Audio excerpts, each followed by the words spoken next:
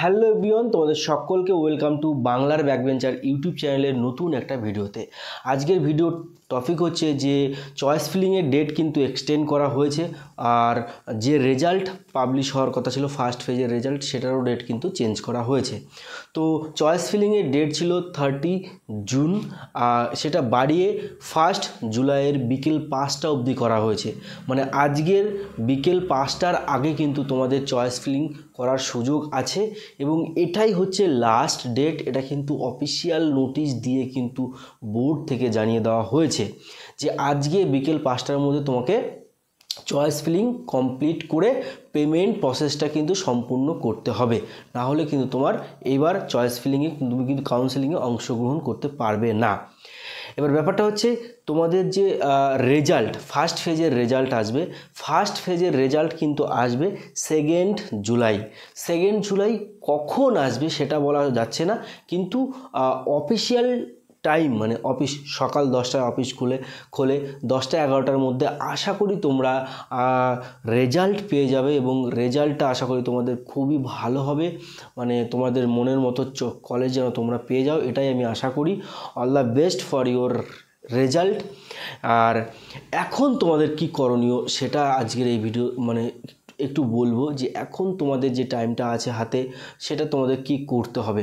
এবার ব্যাপারটা হচ্ছে যে দেখো এই এখন যে হাতে টাইমটা আছে, তোমরা অনেকেই ডোমিসিয়াল সার্টিফিকেটটা বানিয়ে নিয়েছো বা অনেকে বানাচ্ছ, আন্ডার প্রসেস আছে।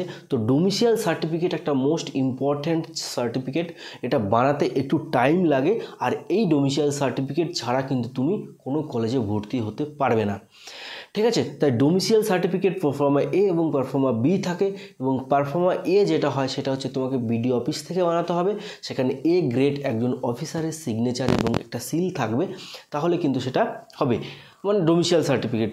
আর পারফর্মা বি যেটা হয়, পারফর্মা বি হচ্ছে তুমি যদি জেক্সপো ক্যান্ডিডেট হয়ে থাকো তাহলে তোমাকে কিন্তু যে স্কুল থেকে তুমি মাধ্যমিক পাস করেছো সেই স্কুলের হেড স্যারের কিন্তু একটা সাইন লাগবে, মানে সাইন দিয়ে তোমার যে ফর্মটা সেই ফর্মটা কিন্তু ফিল আপ করে শো করতে হবে। এই সার্টিফিকেটটা কিন্তু তোমাকে যখন তুমি কলেজে গিয়ে ডকুমেন্টস ভেরিফিকেশন করে ভর্তি হবে তখন কিন্তু এই ডকুমেন্টসটা তোমাকে দেখাতে হবে, domicile certificate most important certificate. তারপরে তোমাকে যেটা বানাতে হবে সেটা হচ্ছে মেডিকেল ফিটনেস সার্টিফিকেট। মানে তুমি হচ্ছে যে তুমি এই ডিপ্লোমা ইঞ্জিনিয়ারিং পড়তে যাবে, তো তোমার ডিপ্লোমা ইঞ্জিনিয়ারিং পড়তে গেলে তুমি শারীরিকভাবে এবং মানসিকভাবে সুস্থ কিনা সেটার একটা প্রমাণ কিন্তু ইঞ্জিনিয়ারিং কলেজে সাবমিট করতে হবে।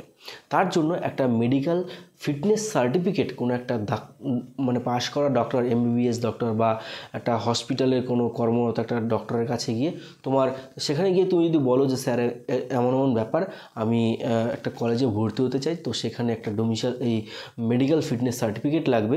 তো এটা বলার পরে স্যার ম্যাম যিনি থাকুক না কেন অটোমেটিক তিনি কিন্তু বুঝে যাবে যে কোন ক্ষেত্রে মেডিকেল ফিটনেস সার্টিফিকেট লাগে। তো সেইখানে তোমার একটা মেডিকেল সার্টিফিকেট কিন্তু তুমি হসপিটাল থেকে বা একটা স্যারের কাছ থেকে তুমি পেয়ে যাবে, কোনো ডক্টরের কাছ থেকে তুমি কিন্তু পেয়ে যাবে। তো মেডিকেল ফিটনেস সার্টিফিকেট বানাতে তেমন কোনো সমস্যা হয় না যদি তুমি শারীরিকভাবে এবং মানসিকভাবে সুস্থ থাকো। বেশিরভাগ ক্যান্ডিডেটই হয়ে যায়, কোনো সমস্যা হয় না। যেটা সমস্যা হয় সেটা হচ্ছে ডোমিসিয়াল সার্টিফিকেট বানাতে। তারপরে তোমাকে যেটা করতে হবে, দেখো এখন তো তোমাদের রেজাল্ট আসেনি হাতে, তোমাদের রেজাল্ট পাওনি, তো তোমাকে বানাতে হবে রেজাল্ট আসার পরে anti ragging certificate. Anti ragging certificate ছাড়াও কিন্তু তুমি কলেজে ভর্তি হতে পারবে না। তো সেই অ্যান্টি র্যাগিং সার্টিফিকেটটা তখনই তুমি ভর্তি হতে বানাতে পারবে যখন তুমি কলেজে চান্স পেয়ে যাবে এমন একটা মানে ফাইনাল অ্যালটমেন্ট লেটার তুমি যখন অনলাইন থেকে ডাউনলোড করবে। মানে তোমরা যখন এখন র্যাঙ্ক দেখলে, তারপরে চয়েস ফিলিং করলে যে ওয়েবসাইটে গিয়ে, তারপরে রেজাল্ট ফার্স্ট ফেজ রেজাল্ট দেখবে, তারপরে তোমার ফার্স্ট ফেজ রেজাল্ট দেখার পরে তুমি যদি ইচ্ছুক থাকো, মানে যে কলেজের চান্স পাবে সেই কলেজে যদি তুমি ভর্তি হওয়ার ইচ্ছুক থাকো, তাহলে তুমি সেটা ফাইনাল অ্যালটমেন্ট লেটারটা তোমাকে তুলতে হবে। সেখানে একটা অপশন আসবে যে তুমি এই কলেজে ভর্তি হওয়ার জন্য আমি ইচ্ছুক, তাহলে এইখানে ক্লিক করুন। যদি ইচ্ছুক থাকো তাহলে ফাইনাল অ্যালটমেন্ট লেটারটা তোমার ডাউনলোড হয়ে গেল এবং সেই কলেজটা তোমার ফিক্সড হয়ে গেল। এবং সেই ফাইনাল অ্যালটমেন্ট লেটারটা নেওয়ার পরে সেইখানে তোমার কলেজের নাম থাকবে, তুমি কোন ট্রেডে চান্স পেয়েছো সেই ট্রেডের নাম থাকবে এবং কোন ক্যাটাগরিতে চান্স পেয়েছো, মানে তুমি জেনারেল র্যাঙ্কে চান্স পেয়েছো না এসসি কোটাতে চান্স পেয়েছো, সেই সার্টিফিকেটটা তোমাকে নিয়ে যেতে হবে কোর্টে। কোর্টে গেলেই কোর্টে যেই উকিল বাবুরা থাকেন তাদেরকে যদি তুমি ওটা দেখাবে এবং বলবে যে আমি একটা অ্যান্টি র্যাগিং সার্টিফিকেট বানাতে চাই, তাহলেই কিন্তু তোমাকে ওইখান থেকে একটা অ্যান্টি র্যাগিং সার্টিফিকেট বানিয়ে দেবে। এই সার্টিফিকেটগুলো তোমাকে বানাতে হবে এবং অ্যারেঞ্জ করতে হবে, ঠিক আছে। এই সার্টিফিকেটগুলো নিয়ে তোমাকে কিন্তু ছুটতে হবে কলেজে, তুমি যে কলেজে চান্স পেয়েছো সেই কলেজে গিয়ে তোমাকে ডকুমেন্টস ভেরিফিকেশন করে এবং কলেজের যে ফি অ্যাডমিশন ফিস আছে সেই অ্যাডমিশন ফিটা তোমাকে সাবমিট করে তোমাকে কিন্তু কলেজে ভর্তি হতে হবে। এটাই হচ্ছে ফুল প্রসেস। আমি একটু অ্যাডভান্স বলে দিলাম, তোমরা অনেকেই জানো এবং অনেকে জানো না।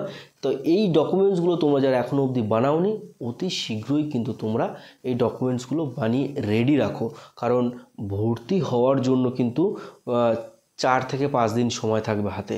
তুমি যদি এর মধ্যে হড়বড় করে যদি কোনো কিছু ভুলভাল করে ফেলো তাহলে সমস্যা হবে।